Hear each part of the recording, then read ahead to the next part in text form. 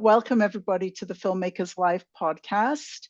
I started doing this podcast back when COVID just started, because I suddenly realized that my friends who were usually running around the world and on set here and there were at home. And so when I started this podcast, it was always my friends.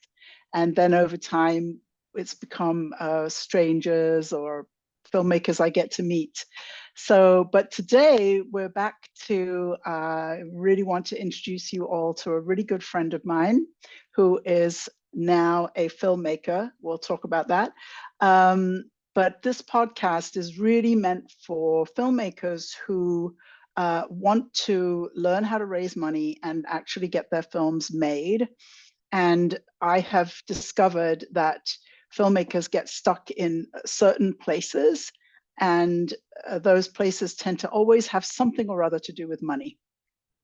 So when filmmakers learn how to raise money and they get to make the films that they want to make and get their messages out, they do really well. And I interview filmmakers who are perhaps a little further along the path than most filmmakers, and I'm really thrilled to have you meet Jimi today. So Jimi, welcome. Thank you so much. And thank you for having me. I always like to ask this question. I actually know the answer in your case, but my first question always is, when did you first know you were a filmmaker? I don't know. I'm going to say I really don't know, because the more I do this, the more I felt like maybe on some level, I always should have been doing this. And when I worked in my previous life, I was in the corporate world, I always felt I should be doing something more. And I never really felt I could fully be in my work. I loved the work I did. I really loved my consulting career, and I'm very grateful for it. But there was always a space around not really being fully myself. So, but in terms of knowing, I don't know, it's like, does one ever really know? Um, but I think I stepped into it after a really horrendous experience, and I had to exit my previous life in the corporate world. And it dawned on me that I could make a movie. And it was around then we had met. And but I just thought people like me don't make films. It's not really for, executives to make documentaries. And I now thought, or movies or dramas or anything. It's that's not what people like me do. And I thought, why not someone like me? And so it's a journey. So I still feel like I'm growing into that space of a filmmaker. And I'm not even sure what that means, because it could be any editors of filmmakers, directors of filmmakers, cinematographers of filmmakers. I think producers definitely are filmmakers, and the film. And now we're in the space of trying to create impact. And I still consider a big part of filmmaking is the impact work to get it consumed and shared. Because is it a film if no one watches it? Yeah, probably yes and no. I think a big part of the film is the actual consumption of it, and so that's still part of filmmaking as far as I'm concerned. Yeah, the reason I said I knew the answer to this question was because you and I were already friends, and then one day you said, "Joanne, I want to make a film," and I was like, "What are you talking about? Don't you work in engineering?" And you said, "I've wanted to make a film since I was a child." And I just thought that was a really amazing thing. I've never forgotten that. And so I wonder, I always share how when I was a child, I would have dreams about cowboys and Indians. I was always an Indian. We always won. And at the end of the dream, it said, "The end," in big letters. So when you said, I've wanted to make a movie since I was a child, what was it when you were a child that had you want to tell stories or something like that? I've always wanted to tell stories. I think escapism, wanting just to live in a different reality. I did a lot of very active daydreaming. I began writing. I think I started writing when I was 9. And I Mm. read some of my old novels when I was, and they were not very good. But I couldn't get this. I'm trying to get through, like, I can't get through this. But it was a really good experience. Just in practicing writing dialogue, just really go back and forth and writing dialogue, which I got a lot of experience doing when I was young, and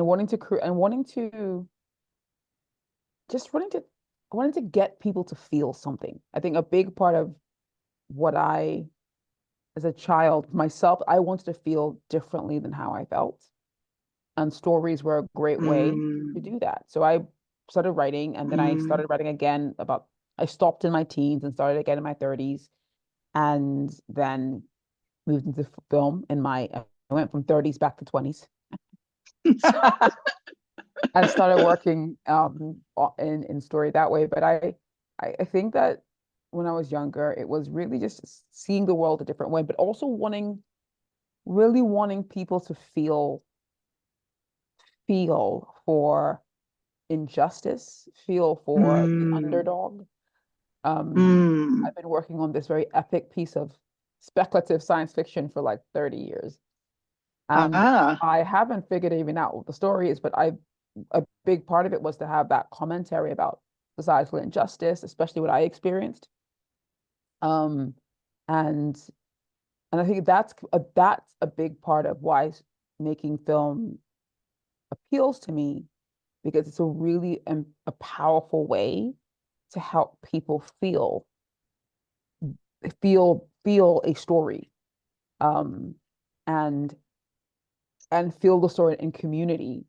And that's important for me with the work that we're doing, is getting people to feel, not just hear the story, hear the facts, but feel the story. And where did you grow up? Where were you doing this writing as a 9-year-old?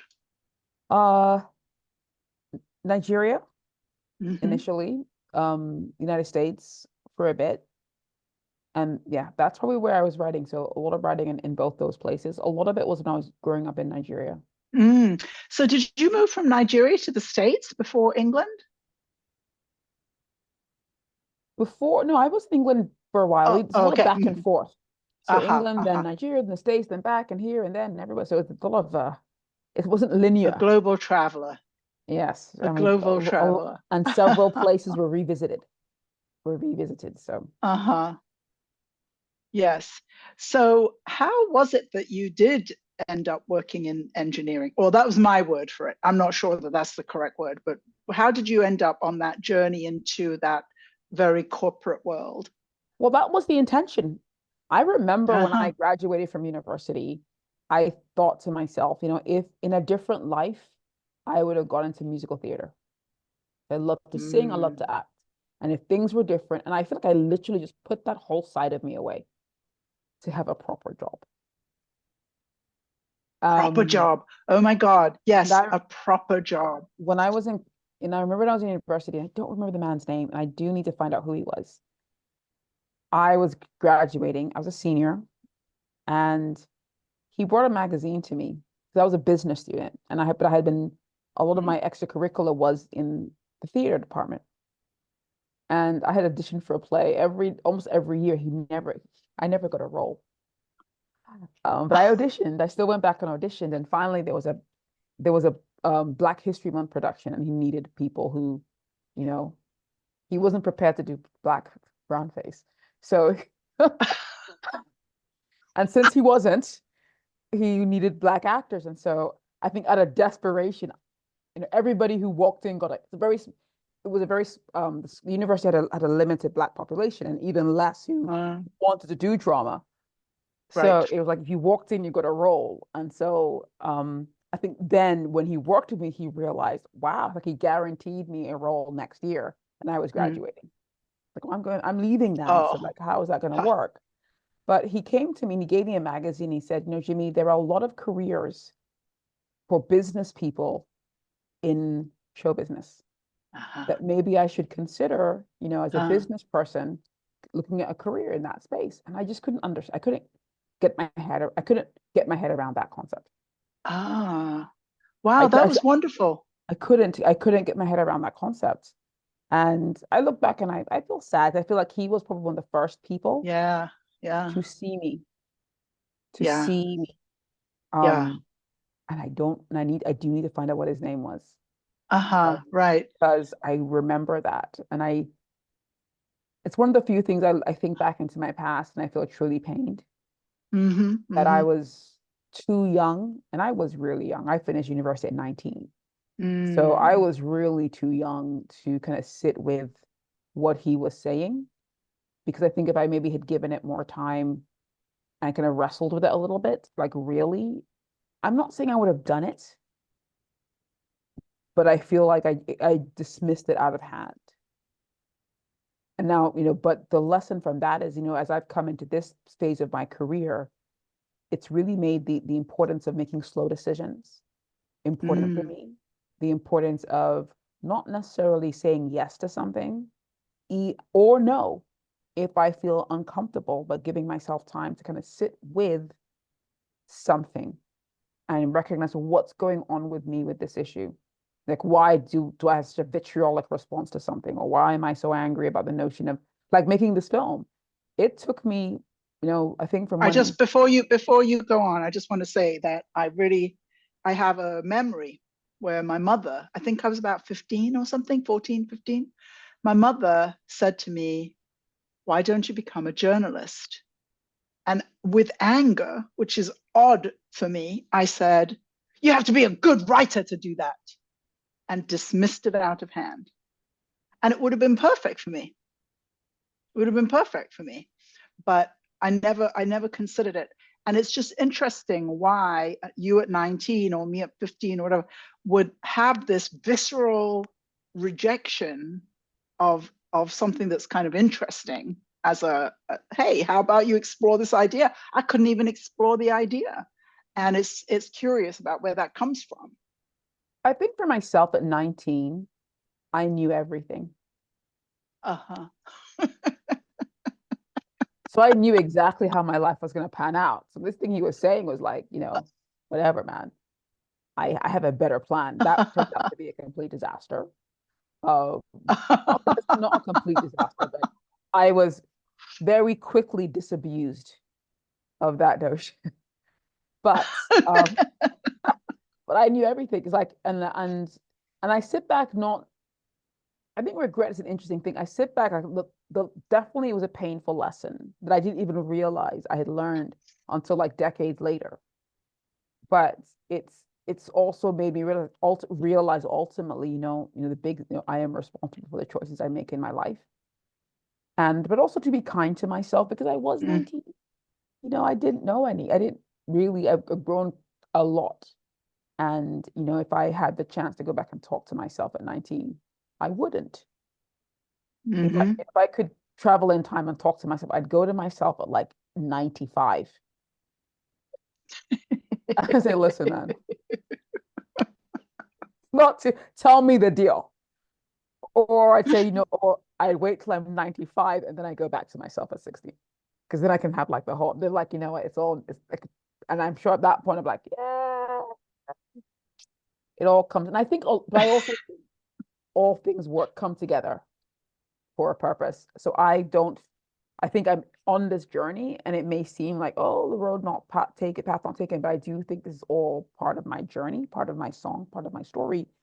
And it's hard often, in the middle of making a cake, it's really messy and there's stuff everywhere. And if you don't know what, unlike a cake, you kind of know it's going to be a cake at the end. So you keep going. I don't know what this thing is that's coming together called life, but just to keep going through and to learn the lessons from that. So I try to be compassionate with myself in terms of that, but it's definitely one of those pivotal moments where I swear that was a really clear sign that there was something for me in this part of this industry and this art, and someone saw it.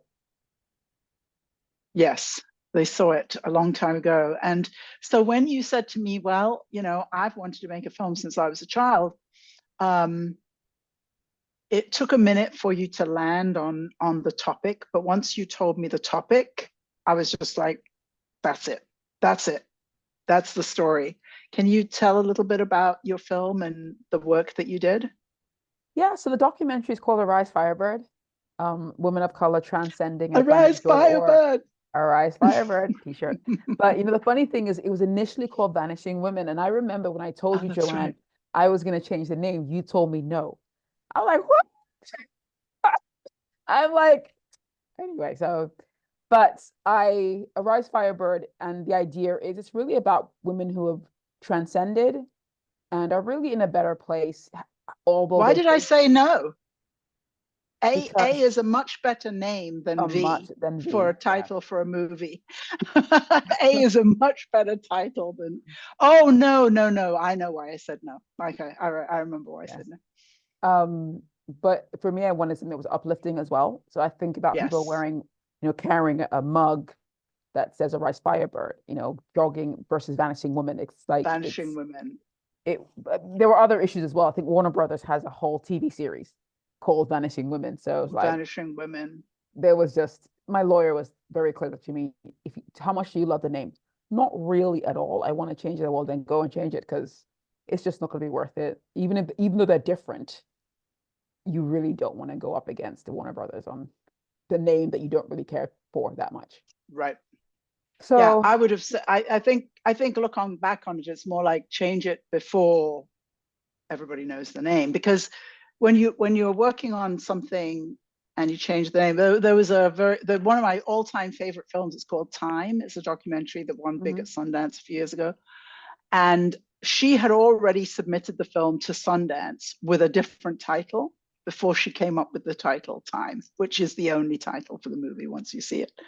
And I'm sure everybody said to her, "You can't change the title; it's already in Sundance." Yeah, But yeah, I she mean, the knew it big was the thing right for title. me, I think about this is a film that's going to be part of my life for the rest of my life. And so Exactly. I'm going Mm-hmm. to be talking about Arise Firebird in some capacity forever. That's my desire. So I want a name that I can get behind.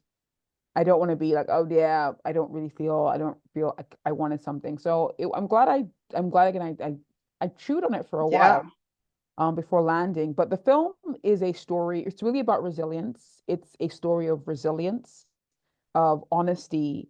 So these women, they faced a lot of challenges in their careers, but their response was to really just keep working harder and keep pushing further, and to understand and to recognize they were the exception.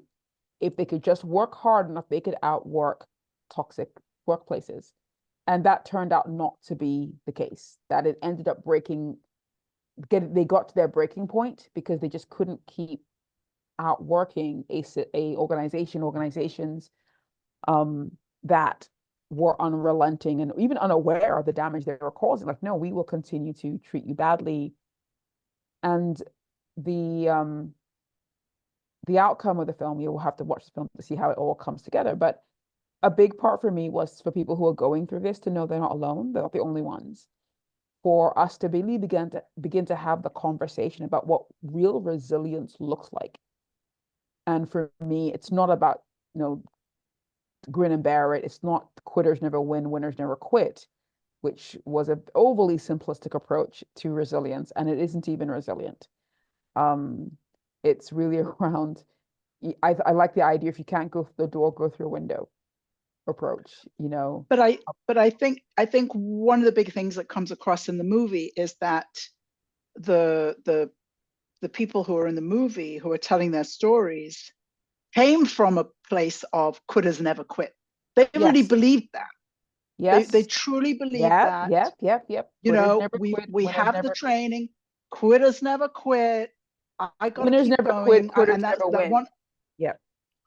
Yes. Right. And so And the I think, double down, it's a really big, yeah, it's like when in the face of difficulty, overachievers double down and work even harder. And yes, yes, and they keep working harder, and they keep like, it's like delight, I'm happy, I'm, it's gonna be wonderful. Denial, it's not happening to me. Doubling down, pushing even further. And one can cycle back on through that. And then the final one is like yes. devastation, the realization that it's not going to happen this way, despite everything I've poured in. And some people can cycle back into denial again, but sometimes it can be such a devastation that it can lead to very severe consequences. Because, yeah, we're taught as a as my career, like I had to work, 7 times as hard to be seen as half as good. But the problem is, by the time you've worked 20 years, that means you've worked 140 years. It's exhausting and to always be expected to push that much harder all the time with so little support. And the idea of that, winners never quit, quitters never win. When people crash out, and women, and particularly women of color, are leaving at higher rates, there's the additional shame that she gave up. Mm-hmm. She couldn't Yes. make it. She couldn't Yes. cope. She couldn't handle it. Yes. We know it comes to the territory. So why is she complaining? Breaking your leg comes to the territory from jumping out a 3-story window. Does it mean, they shouldn't get help? They shouldn't go to the hospital, right? Yes. Falling off a mountain. Falling is part of mountain climbing. But we don't tell a climber who's fallen, well, come to the territory. So what are you complaining about? We still have to airlift the climber to hospital, and they still have to be treated, even though it comes to the territory. But it seems that when it comes to work injuries, we faced a lot of, we knew that was going to be the case. It's very likely. So, suck it up. And that really leads to crashing. We're going to, Emily has the trailer for the film ready. So Emily's going to play the trailer, and I'm going to not do anything except mute myself.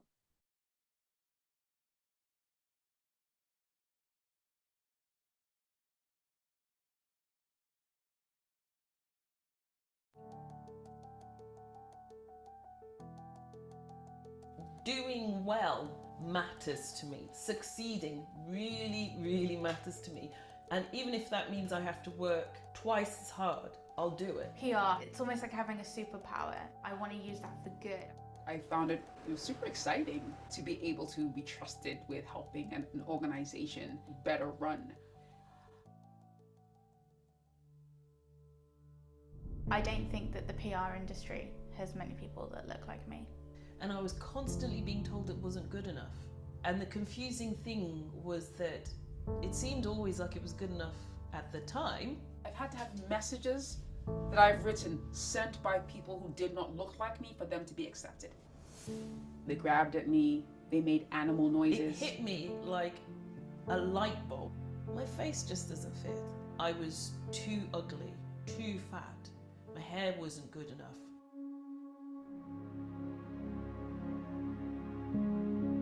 There's been a metamorphosis of who I am. I've learned to love myself. I feel like I'm actually making a difference. I love pretty much everyone that I work with. I'm finally doing what I always wanted to do, which is to serve people with my personality. I've managed to fly to Lisbon and Switzerland with companies, all paid for because they believe in what I'm capable of and they've seen the results that I can deliver. I picked up a type of confidence and a type of assurance of the fact that yes, I'm not quitting, I'm going forward, I'm moving on with my life. Wow, isn't she happy? She is just beaming. Watching this level of her life unfold in this venue, it has been amazing.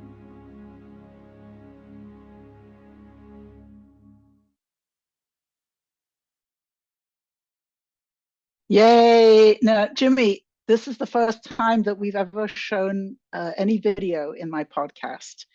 And so I wanted to get over I'm not showing any video because it doesn't work right on Zoom thing, because I really wanted people to see that.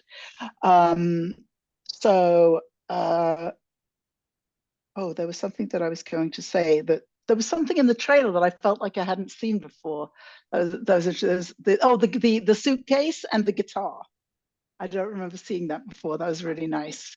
And the transformation and the arise comes across even in the trailer, right? It starts out very dark and then it gets very, very positive and very light in the trailer, and people are free and traveling and all of that good stuff is happening. So given that you had never made a film before, how was that experience for you? I know what it was like on my side, working with you when you hadn't made a film before, but what was it like on your side? How did that feel? It's mixture. Like everything is like, an ocean. I think some of the things it was exciting. It was exciting. It was like, it felt really cool. Like, I'm a filmmaker. What are you doing?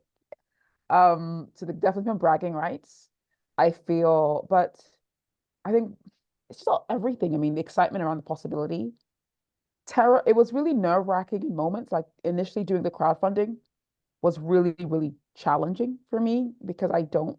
So yes, now I thought you were gonna go somewhere else, but when it comes to that, in a way, the crowdfunding, having the focus on the crowdfunding is a way, from my side, is a way to not focus on the film, right? Because the filmmaking is kind of like, well, I don't know how to do this, but the crowdfunding is something that's. Go ahead. But for me, that was really important. One of the first questions I asked you when we started working together was, how am I going to make money from this? Like, how is this going to work financially? That was because I wasn't prepared to even, make a move until I kind of figured out, like, is this something I'm just going to just do and just give it away and do what? And so for me, the issue around the crowdfunding was I didn't know how it would turn out. And I'd have to really open myself up to everybody in my network and tell them I'm making a film. And I didn't want to do that. I really just wanted to do this kind of privately and be successful. And those who knew me as a consultant, oh, what's Jimmy doing now? But this required me reaching out to a lot of people. I would say the vast majority of my network didn't support my crowdfunding donation. Some of them were offended. I even asked them for money. It was really a really small, but it was a very small group of people. Nobody I expected to give, actually. The people who gave were, I think, almost everybody except for, let's say, my mother and my brother. One of my brothers and my mom gave, but I would say that almost nobody I expected to give gave. And those who gave really were people I was surprised would. I can't lie. I'm like, oh wow, like you gave. And so, but it was very, very nerve-wracking. And there was a bit of an issue with the crowdfunding funding platform. So we ended up getting most of our funds offline, which really worked out better because we ended up saving on the fees. I definitely think for my next, so that was definitely the most like terrifying part for me, and that in the development was the fundraising. It really was not a great experience. Just felt like vomiting. You'd ask people for money and then go and vomit afterwards. When the people who gave, who you were so surprised that they were the ones who gave, do you think that they gave because it was you, or do you think that they actually heard the message? Why do you think they came on board? I think it's probably both. I do really feel it was a combination of, because for some of them it was because of who I was. For some a lot of them it was both. It was because this really matters and because of who you are and because who is telling it. And I feel, and there were a handful who didn't really know me at all, who really gave because of the message. But I feel it was more really the combination of that we could have known we know who Jimmy is, and we think this is really important. That was a big part for us. In terms of the filmmaking itself, so the money aside, I think that my initial idea for a documentary was about London independence. There's a survey that came out that said 11% of Londoners want their own country, 26%, I think 20 to 30% want more autonomy for the city because it's a major economic center for the UK. And I thought that would be a great documentary, talk about not that, just explore that concept, like, why do so many Londoners want their own country? And, and I remember I was reading a grant application, and it was like a 2,700 page grant application. And it was just 1,000, it was like hundreds of iterations on the same question. Why this film? What qualifies you? Why this film now? And they were asking in so many different ways. And I thought to myself, I'm going to have to go back into my kind of corporate space of wordsmithing to come up with something to Right. answer these questions. And I just felt like I just don't have time for that. Especially where I was still recovering from the incredible experience I'd had, that I was still on the mend.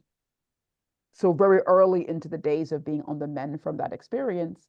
And I thought to myself, no, I need to do something. I want to do something that I can stand by, and I won't have to do mental gymnastics to explain why it's relevant now, why I should tell the story. And I had a chat with a woman recently who'd mentioned in passing that so many women are leaving the corporate world. And I read an article in Forbes about the disappearing women who had left the board, and I just thought, I want to do a documentary about that, about the women who are leaving the corporate world. Where are they?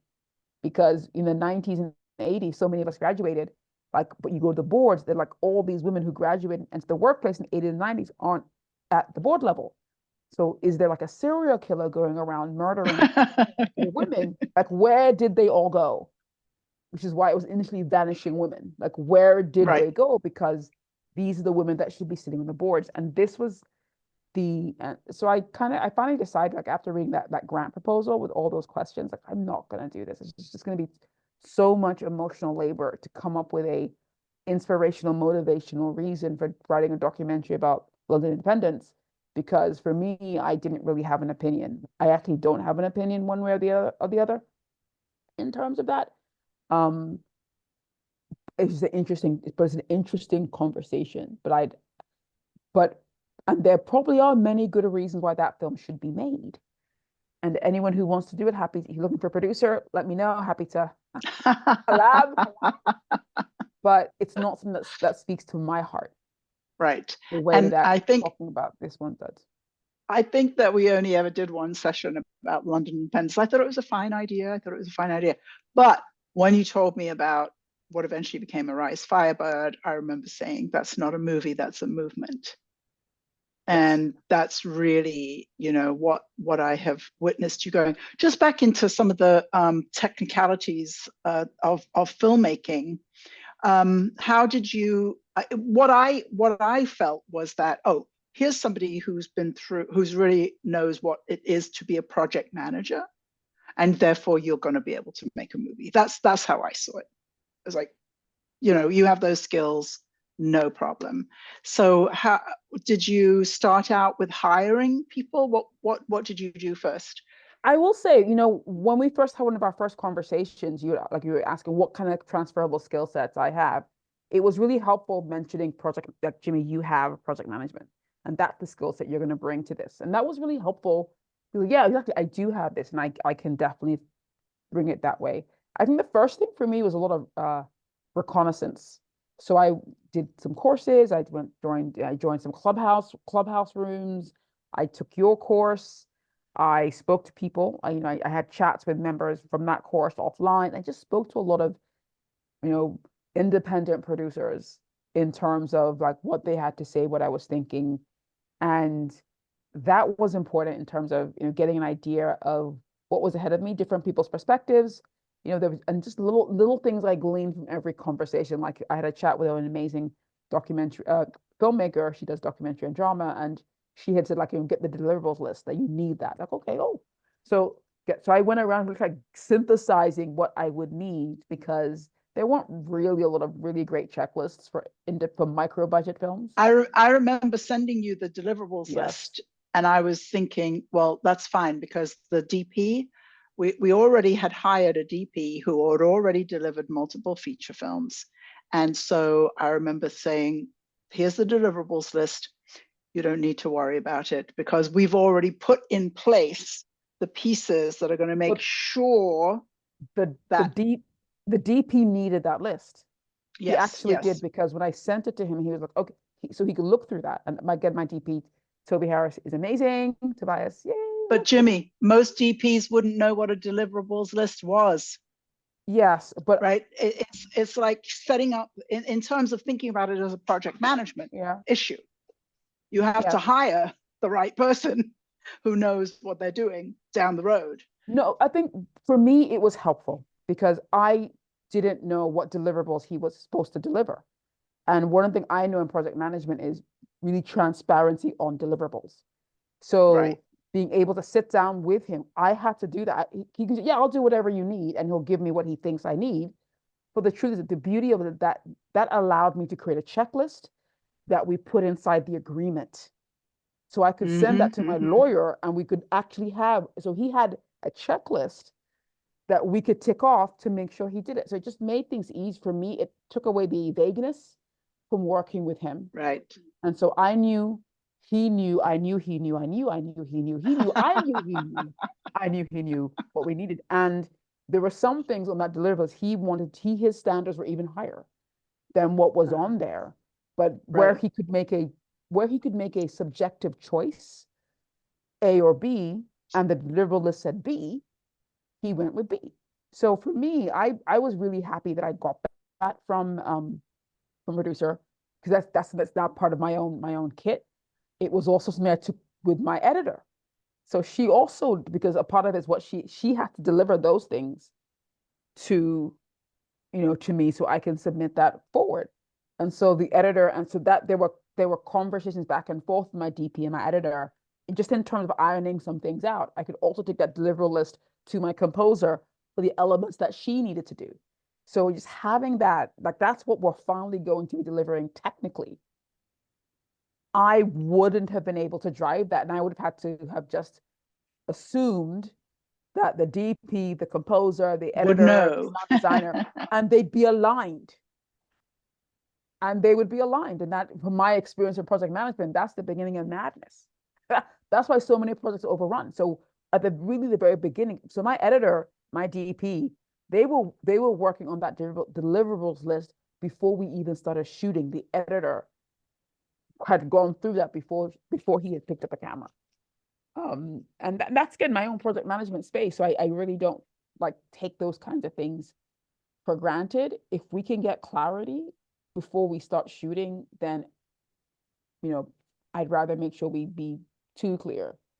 And and again, my DP was amazing. So I think it just made it easier for him to know what I wanted, and he didn't have to speculate on in terms of that. So when the film was finished, did you just send it off to a distributor? What have you done with the film? We put it up on YouTube. No. I'll tell you the truth. I'd rather burn all my hard drives than put it up on YouTube. Yeah. So, but YouTube has been great for many other reasons. I actually do love YouTube. One thing I would say before it finished was how I found my crew. So, social media. It was social media. Finding somebody who had done a feature film before, who had shot Black and brown people extensively, was a bit tricky in the UK. So, but we did find, so it was really, I went on some social media groups. I asked people to recommend a DP. We got a few recommendations, and he got quite a few recommendations. And I definitely feel that working with somebody who was supportive, so he was there, he definitely did hold my hand through it, which was helpful. And he also brought in, he brought a team with him, and they were such a lovely people that I worked with, and allowed me to kind of work at my own pace. So I would definitely, having a DP, the first time filmmaker like Toby, was a massive made a massive impact on my ability to finish this film. He knew that I hadn't done anything like this before, and he wasn't someone who he didn't have like, so here's my vision, and I will do all this stuff, and therefore Excelsior. But he also was really, he elevated. It was just, honestly, I'm just so grateful that we had him at that time, and the team he brought.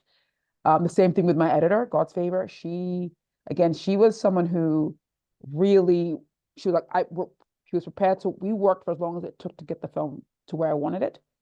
And she was really open about what we could do with the documentary. And I had looked at some other editors, and I remember one gentleman, again, a very experienced person, really experienced gentleman.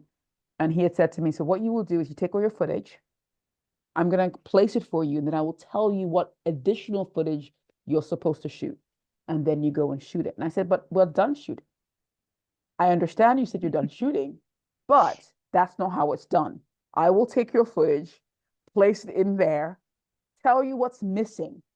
you have to go and get another crew to film the missing pieces. And I said, well, we don't have a budget for that. This is all we have. I hear you, Jimmy, but that is not how it's like. So it was like this cycle around. So I'm like, are you like, who's going to pay for this? Like, that's your job. Like, because in the insert network he does documentaries for, that's what they do. And he's an editor. Right. Yeah. So I never spoke to him again. And I couldn't work. Good. Yay. But I ended up getting somebody who understood. Yeah. So we look for creative ways to really tell a very complete story. And I actually like those creative ways a lot more. So like when I do my next documentary, I'm going to lean much more into that style because I like that a lot, more so than the more kind of verite approach. But so when we finished, but going back to your question, what happened when we're done? Took a break. Really, I took a break. Like, it was exhausting work to get this thing finished. And we decided, so what I wanted to do was I had already started working on a show and tell approach into bringing the film into companies and doing private events. So we had done a few free events and where we showed clips of the movie, had talks, started talking to companies about the work we're doing to see if they'd be interested in bringing the film to their organization. And we did, ended up, I think, middle of last year, submitted some film festivals and got into a few, won a couple, won 3. What did you win? I don't remember that. Yeah, we won Best UK Documentary, the London Pan-African Film Festival. We won Best Documentary for the Queen Reserve Film Festival, and we just recently won Best Original Score for the WIFIN, I think, Women in Film Festival in Nigeria, something like that. Wow, so, that's a nice win. Best Original Score. I love it. So got that off to. So we'll have to try and get the trophy to Rebecca Niskow, our composer. So I'm happy that she won that. We won it, so we all won together, but I'm happy that we got some stuff like awards like that coming through. So that's what we've been doing. So it's really been a lot of really trying to find our audience, like who really wants to see this film, which organizations want to partner with us to bring this film to their companies to show their members, and figuring out how that would work. Because I think initially coming in, we were running into a lot of groups who thought this should be free because it's a social issue. I met a very successful recruiter in England who said he's not a Black woman, but he headhunts Black women, and he thought we should do this for free because it's just to help billion-dollar companies. We should just donate this to billionaires. Right. I'm like, I don't understand how giving this to billionaires is gonna or millionaires is the answer. Right. And I asked, you recruit for women, you recruit Black women to companies and women of color to companies, right? Yes. Do you get paid for that service, or you're doing it just for the social good? So I think that the journey for me is trying to find people who value that. And the advantage of that conversation with him is like, he really isn't the kind of person that would value or appreciate the film. Right. Right. And so for us, the journey really is understanding who would really appreciate it, who this film help. It's not just who needs it, right, but right. really who needs and wants it, and how this can help them is what we're hoping to what we're doing now. I think what you're saying is something that most filmmakers are not thinking about, because they think, oh, I'm making this film and it's going to be for X people. But what you're saying is, I've made this film and now I need to discover who it's for. So I had ideas in the beginning. I thought that's now the film is finished. It's like we're now seeing the reality of those. And that's now what we're playing with. I think a lot of people are curious about it. It's just in terms of who is actually prepared to invest resources to see the film. That's very different. Right. Especially the organizational level. I do think that at some point we will do a wider release. We're raising funds towards a PBS national broadcast. And the hope that will help us get the film to a much wider audience, especially professional women of color. to be able to see this film.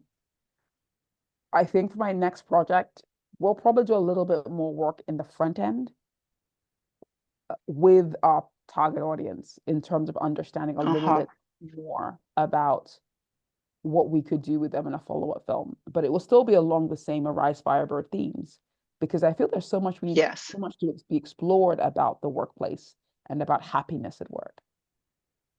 Oh yeah, and I don't think I just don't think there's that much out there that's about the workplace, and everybody spends so much time there. So I want to see if anybody has a question that they would like to ask. Please raise your digital hand. I see Yinka is here, Diane is here, Debbie is here. Thank you so much for coming. But what I wanted to ask was, so as you have kind of refined and refined and refined who the actual audience is, can you say, like, who is that audience? Who have you discovered is your real audience? So in terms of individuals, overwhelmingly, it would be probably mid-career, so 10 years and above, professional women of color in the workplace, overwhelmingly. But also we find a secondary audience, just women in general, have an interest in the themes discussed in Arise Firebird. So I would say professional women in the workplace, but the emphasis on women of color. In terms of organizations, we have found that a lot of scientific organizations, some engineering, some tech, but a lot of scientific organizations seem really interested in bringing this conversation into their companies. So, you know, ERGs, DEI leaders, wellness leaders, even business leaders in science and engineering firms seem to really want to have this conversation in terms of how they can be a place that can retain and attract, you know, female talent and female talent of color. That's so interesting. Is that because somehow is that partly because you speak their language?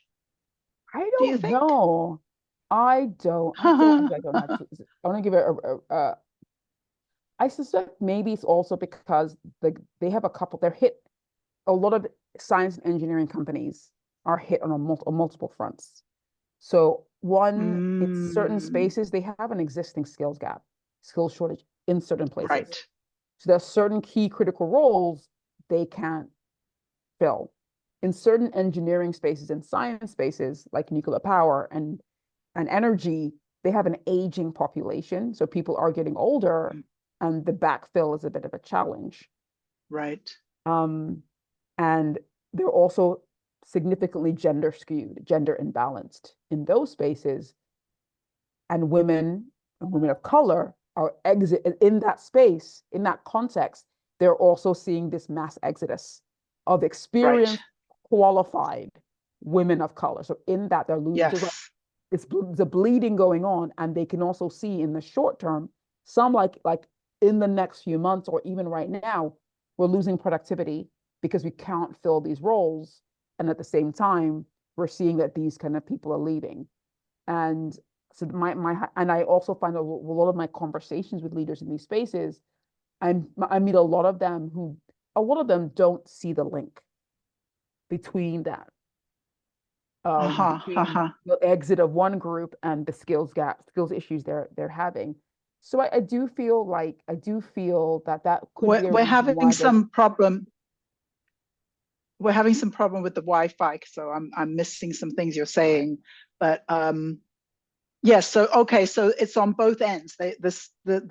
The people coming in, they don't have enough people. They're losing people, and are they kind of in the space of like, what's happening? What do we do? Or are they more curious and would like to see change? It varies by organization. We get some who kind of see that this is one of the things they've got to try and resolve for now and for the future. And we do get some organizations who don't really see them as related at all.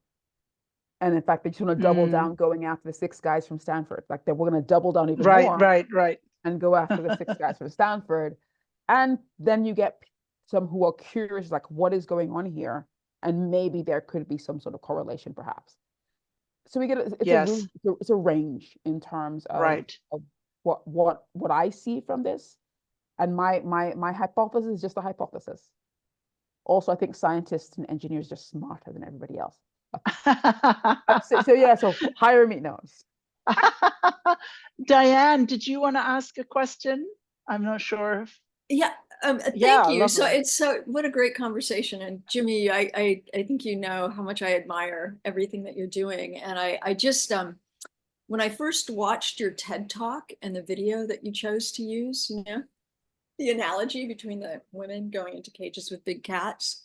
I mean, that was absolutely brilliant. And I don't think I've ever seen a better explanation of what it's like to try and continue to exist in a space where you're being bullied. I guess where the question I actually have is going back to, you said that you, like your approach, that you were more interested in creative solutions as opposed to the verite approach. And so I'm guessing that you mean not just going in and shooting everything, being more.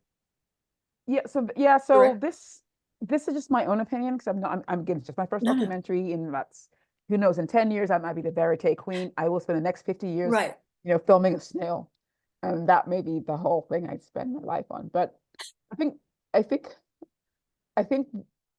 one of the benefits for me about, so we use a lot of images, some illustrations, archival footage is a big, everyone uses archival footage, which is really important for me. But we're telling a story about what was really traumatic in people's lives.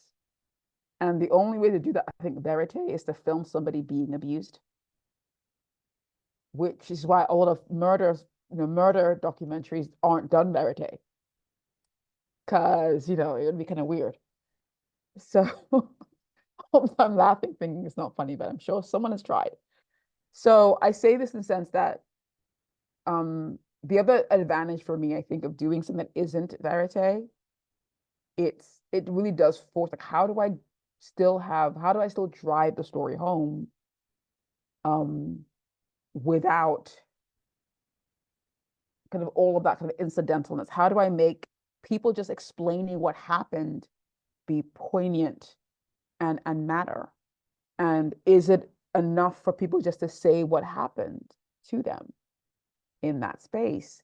And then how else can we augment and how else can I augment the story, but also highlights and enhance the emotion of that if we don't actually get to see someone, like, being abused? We haven't mentioned this, Jimmy, as we've been talking, but there are scenes in the movie where people are telling their stories that are really intense. I mean, really intense. I don't think it's possible to watch the movie without crying, and in a way we're sort of talking as if it's like, but no, some of it is incredibly moving and incredibly intense. I just wanted to throw that in. Yeah. I think I feel if the story is strong enough, it being recounted will be strong enough. Oral histories are powerful. And I also feel like verite is I'll say a luxury, because some people it isn't a luxury. Absolutely. For some people, it's very expensive. It's just a long time to do a verite documentary. And for an issue like this, where people are suffering now, do I want to wait 17 years to bring the story to light when it could help someone today? And I feel there's something around, so how do we really understand there is some urgency around the Arise Firebird story that really, I would feel, honestly, a bit irresponsible to wait 17 years to put it together. And I also feel the final thing is, budget. Let's be honest. I think that if I had, $5 million, if Amazon was to give me that 5 million, Amazon, I'd humbly accept it. Maybe I would take 17 years. Humbly spend it. Yes, indeed. And you'll get every single receipt. You will get it. I promise. Every receipt. I would just feel even with the urgency, I probably wouldn't take that long, because there's an urgency to this, to the story.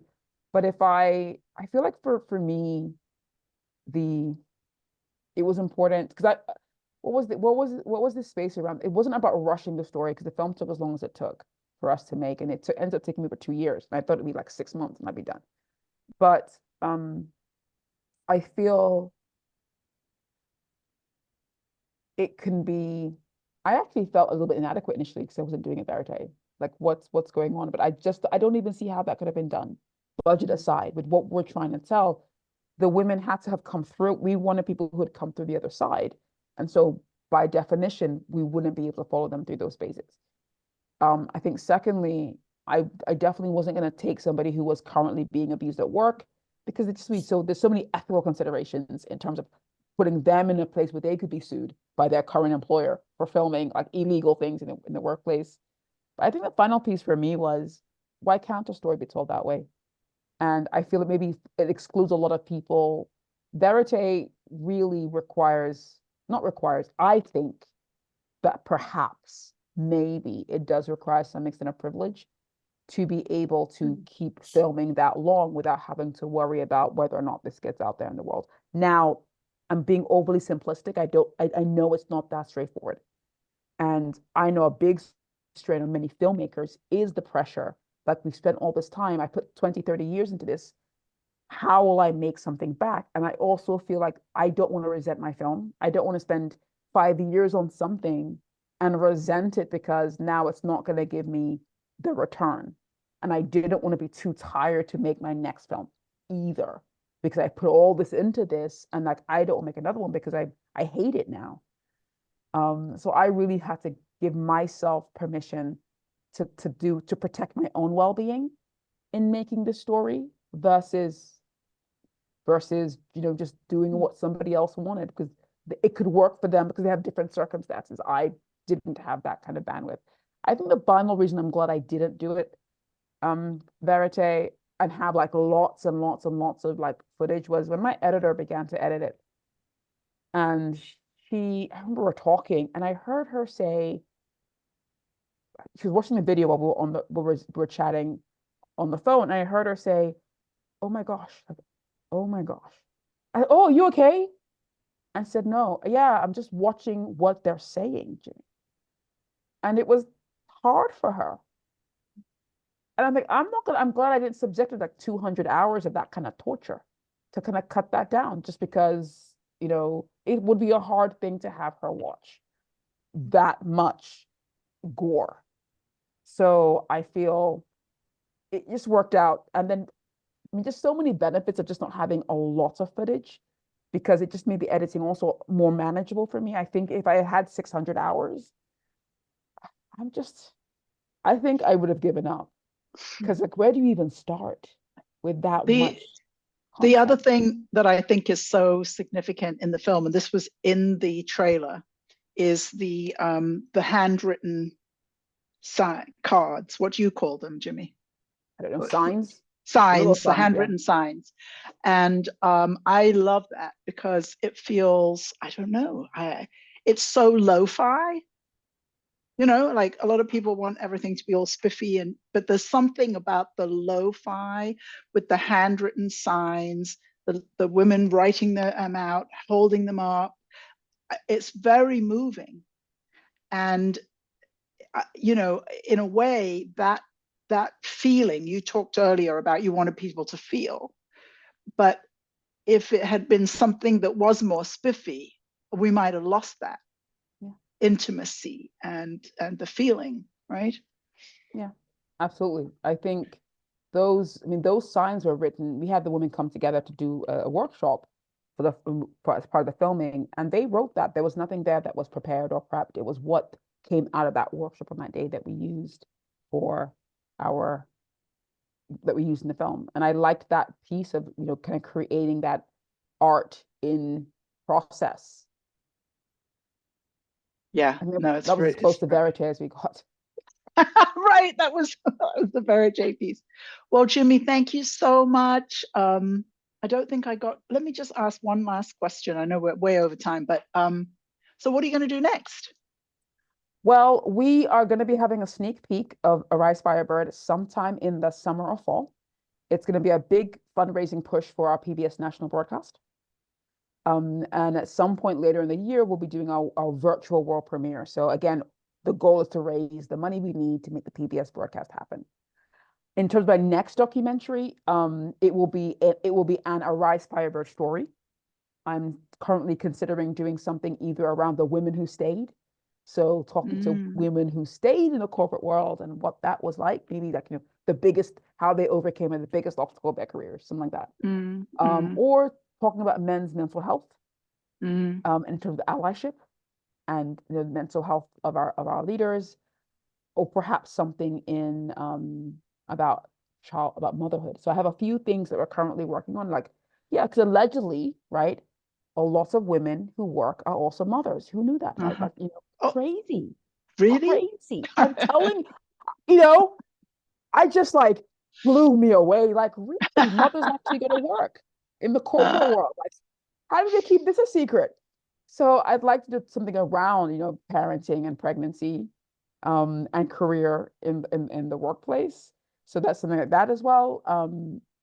And so I'm just really keen to, so we probably will start doing some pre-development work on all of those.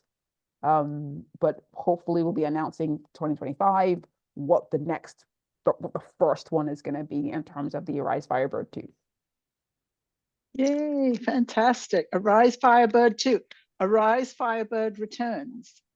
Arise Firebird rises again. Well, Jimi, thank you so much for coming. Thank you so much for talking about your experiences, and thank you so much for getting the word out about this issue. More people definitely need to know about it. And thanks everybody for coming and listening. Thank you. Thank you, Jimi. Thank you, Joanne. Thank you, Jimi and Joanne. Hi, Yinka. Great One as of ever. my friends from England happened to text me. I said, join us, and she's on. So thank you so much for coming, and thank you, Emily, for taking care of us. Bye, everybody. Bye. Bye. Thank you both. Thank It's you, amazing. everyone. Thank you so much for having me. It was a pleasure.